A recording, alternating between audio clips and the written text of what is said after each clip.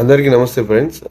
ఈరోజు టాపిక్ ఏంటంటే కన్సల్టెన్సీ వాళ్ళు జనాల్ని ఎలా ఫ్రాడ్ చేస్తారు, తర్వాత ఫ్రాడ్ అయిన క్యాండిడేట్కి ఆ డబ్బులు తిరిగి ఎలాగొస్తాయి, అది మెయిన్ పాయింట్ అనమాట. అయితే మీరు ఎగ్జాంపుల్ వైజాగ్ నుంచి, లేకపోతే హైదరాబాద్ నుంచి, ముంబై నుంచి, చెన్నై నుంచి, ఇండియాలో ఏ ప్రాంతం నుంచైనా మీరు జీసీసీ కంట్రీస్ కానీ, యూరోపియన్ కంట్రీస్లో కానీ, ఏషియన్ కంట్రీస్కి వెళ్ళేటప్పుడు మీరు ఒక కన్సల్టెన్సీకి 1000 హోల్డర్ లైసెన్స్ ఉందా లేదో చెక్ చేసుకోవాలి.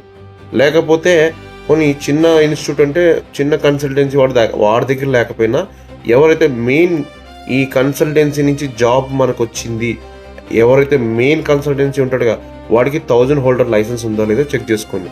ఈ 1000 హోల్డర్ లైసెన్స్ ఏంటంటే గవర్నమెంట్ ఆఫ్ ఇండియా వాడికి ప్రొవైడ్ చేసిందనమాట. ఆ లైసెన్స్ ఉన్నవాడికి ఈ కన్సల్టెన్సీ నడిపించే రైట్స్ ఉన్నాయి. అప్పటికి మన కరం బాగాలేదు, ల్యాండ్ అయిపోయిన తర్వాత కంపెనీ ఏదైతే అనుకున్నా ఆ కంపెనీ లేదు, వేరే కంపెనీలోకి వెళ్ళాము, అక్కడ కూడా ఫ్రాడ్ జరిగింది.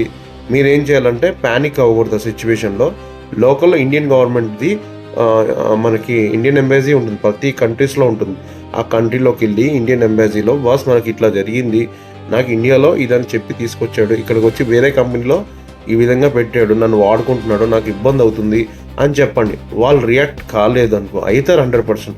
ఒకవేళ అప్పుడు కూడా రాలేదు, క్రియేట్ కాలేదు, మనకు మీ క్లయింట్ దగ్గర ఇన్ఫ్లుయెన్స్ ఉంది, వాడు మీ మీద ఎక్కువగా ప్రెజర్ చేస్తున్నాడు అన్నప్పుడు మీరు మొత్తం డాక్యుమెంట్స్ అన్నీ రెడీ చేసుకొని గవర్నమెంట్ ఆఫ్ ఇండియా పోర్టల్ ఉంటుంది, ఆ పోర్టల్లో మీరు అప్లోడ్ చేయాలి. ఎవ్రీథింగ్ ఇమిగ్రేట్లో ఏదైతే ఉందో మినిస్ట్రీ ఆఫ్ ఫారెన్ అఫైర్స్ ఉంటుంది, ఆ పోర్టల్లో మీరు అప్లోడ్ చేస్తే మీ కాంటాక్ట్ నెంబర్ కూడా ఇస్తే వాళ్ళు ఎంక్వైరీ చేసి మీ కన్సల్టెన్సీ లైసెన్స్ ఏదైతే ఉందో అది హోల్డ్ చేస్తారు.